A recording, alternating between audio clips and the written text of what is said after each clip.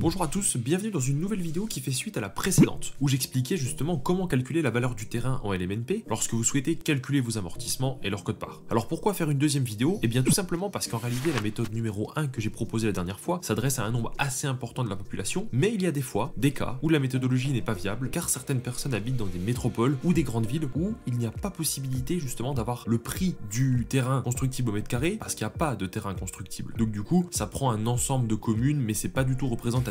Donc cette vidéo s'adresse exclusivement à ces personnes-là. Avant de passer à la vidéo, je tenais à dire merci à toutes les personnes qui se sont abonnées à cette chaîne parce qu'on est à l'heure où je tourne la vidéo à plus de 3000 abonnés, ce qui peut paraître peu par rapport à certains youtubeurs, mais pour moi c'est beaucoup, ça représente beaucoup, et en plus pour une chaîne de niche comme ça, qui parle voilà de sujets techniques, ça reste une très belle performance, donc merci à tous, et si vous n'êtes pas encore abonné, je vous invite à faire de même pour aider la chaîne à continuer à se développer.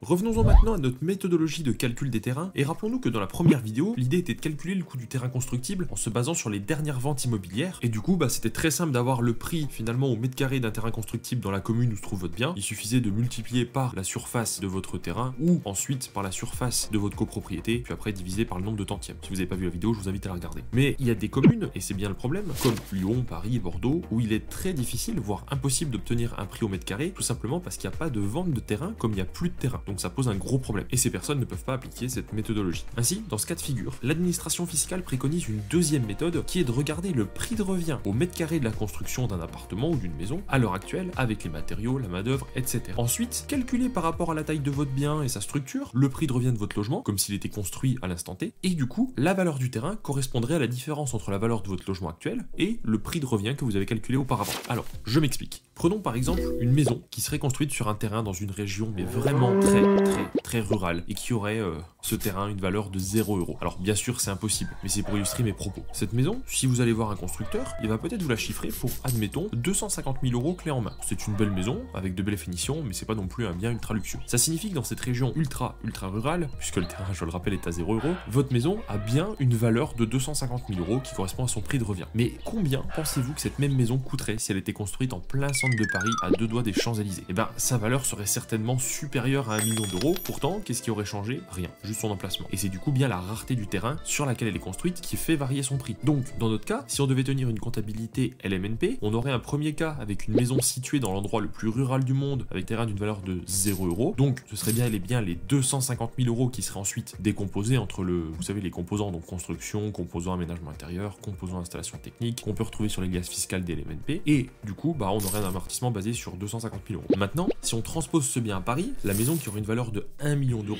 eh bien, on enlèverait les 250 000 € du coût de construction, et du coup, ça nous laisserait apparaître un terrain d'une valeur de 750 000 € et 250 000 € de maison, donc amortissable. Donc dans notre cas de figure là, le terrain représenterait 75% de la valeur du bien, et on baserait les amortissements que sur 25, donc 250 000. Alors vous allez me dire, ok, très bien, mais cette méthodologie, même si elle a l'air d'être logique, moi mon appartement, ma maison, il est pas neuf, donc comment je fais pour calculer son prix de revient au mètre carré? Eh ben, c'est tout là l'enjeu et les limites de cette méthode. Alors, dans nos documents en interne, on a pu établir une fiche qui reprend les coûts moyens de construction des appartements en fonction de leur standing. Alors c'est pas un document officiel du tout, on l'a juste basé en croisant différentes sources auprès de promoteurs partenaires qui nous ont expliqué voilà combien ils avaient à peu près en coût de revient au mètre carré juste en matériaux et main d'œuvre pour construire un appartement. Évidemment, ce que je vais vous donner comme prix peut varier en fonction des matériaux utilisés, de votre hauteur sous plafond, de la rareté des matériaux, si vous avez par exemple, je sais pas, des briques un peu rares ou quoi que ce soit, enfin bon voilà, ça peut varier, donc c'est à titre indicatif. Voici ce que je peux vous proposer comme prix. Pour les appartements, donc pour le plus bas de gamme, on va être environ à 1 300 € du mètre carré en construction à l'heure actuelle. Pour le moyen de gamme, on va être autour des 1 700 € du mètre carré, et pour le haut de gamme, on va être autour des 2 200 € du mètre carré. Ça, c'est pour les appartements. Maintenant, pour les maisons, pour une maison traditionnelle, aujourd'hui, on va être pas très loin des 1 800 € du mètre carré. Pour une maison contemporaine, donc un peu moderne, tout ça, on va être à 2 500 € du mètre carré en moyenne, et pour une maison de standing, on va être à peu près à 3 500 € du mètre carré. On va reprendre un exemple. On va imaginer donc du coup que vous avez un appartement d'une valeur de 300 000 € qui est en banlieue lyonnaise, par exemple, et qui mesure 70 mètres carrés avec des prestations plutôt moyenne gamme. Donc si on applique cette méthode, on aura 1 700 € de coût moyen de construction de l'appartement fois 70 mètres carrés égale 119 000 € amortissables. Et du coup, ça veut dire qu'il y a 181 000 € de valeur terrain pour aller jusqu'à 300 000. Ce qui fait un ratio d'à peu près 40% pour les composants amortissables et 60% pour le terrain qui ne l'est pas. Alors, cette méthode, vous voyez, elle est souvent rejetée par les investisseurs qui considèrent qu'ils perdent trop d'amortissement, et puis à juste titre. On peut également aussi être amené à se questionner sur la position de l'administration fiscale, qui, à ma connaissance, aujourd'hui, n'a jamais requalifié une valeur terrain terrain au-delà de 40%. Et ça, c'était pour un appartement qui était au centre de Paris. Aujourd'hui, au final, c'est à vous de voir en fonction de votre situation si vous souhaitez retenir cette méthode, retenir la première méthode si c'est possible, ou tout simplement de calculer la valeur terrain au forfait en se basant sur les précédentes méthodes de l'administration fiscale. Simplement, il faut savoir un truc, c'est qu'en cas de contrôle fiscal, si vous apportez un raisonnement logique et une explication rationnelle au fisc, c'est ensuite à eux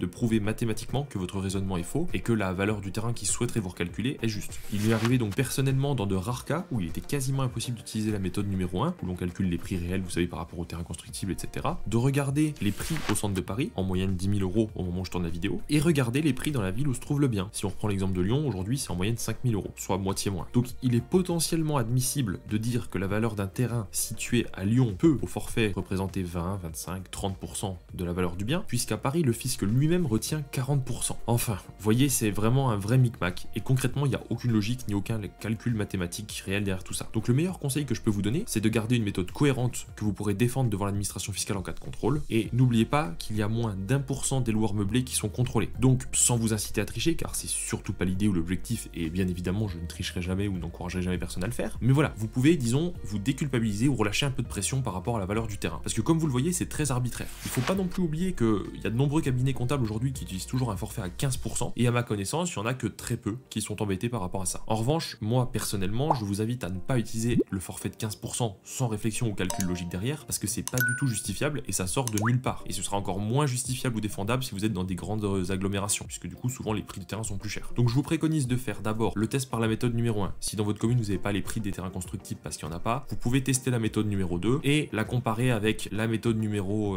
l'administration fiscale, vous savez, donc les 40% maximum à Paris, et vous dire, ok, je suis dans un cas où j'arrive au-dessus, mais l'administration fiscale dit que c'est maximum 40% à Paris. Bon, que faire? Essayez de garder une logique, essayez de trouver quelque chose de cohérent, de ne pas vous mettre en porte-à-faux, mais en même temps pouvoir justifier sans, évidemment, mettre une valeur terrain qui est colossale. C'est tout un arbitrage à trouver, et bah l'idée c'est d'être le plus honnête possible dans tous les cas. Voilà, j'espère que la vidéo vous a plu, et même si elle n'est pas très claire et qu'elle apporte pas de réponse très claire, j'en suis désolé, mais c'est parce qu'il n'y en a pas. Et du coup, bah je vous invite encore une fois à liker la vidéo et vous abonner si vous avez aimé le contenu, et je vous dis à très vite pour une prochaine vidéo.